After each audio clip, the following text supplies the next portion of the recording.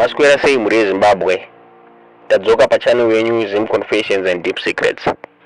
Nhasi ndauya nenyaya iri kunzwisa tsitsi. Nyaya yemwana wamuri kuona ari papicture iyo. Mwana uyu ari kunzi anga achengetwa namai nini vake, munin'ina waamai vake. Amai nini ava vakapiwa mwana mushure mekunge mukoma wavo ashaika. Zviri kunzi pakafa amai ava panhamo amai nini ndo vakatoopta vega vakati ndo vaida kuchengeta mwana uyu nekuti zviri kunzi akasiwa ari mwana mudiki. Hama dzamai ava dziri kunzi dzakatenderana nazvo nekuti mai nini vaizikanwa semutendi ainamata zvikuru. Vari kunzi mai nini ava ndimai mudhikoni kuchechi yeAFM ende vari kutonzi vanga vari choir leader ikoko vachizikanwa vari munamati mukuru.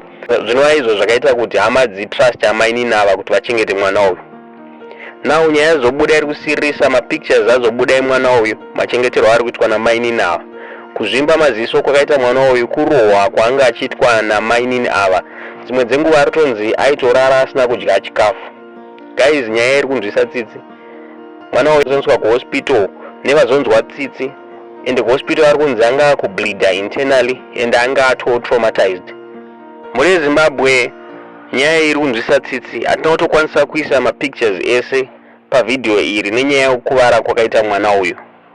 Tingoti muri yeZimbabwe dai mwarapindira mwana uyu akwanisa kukasika kupora azovawo ramangwana rakanaka.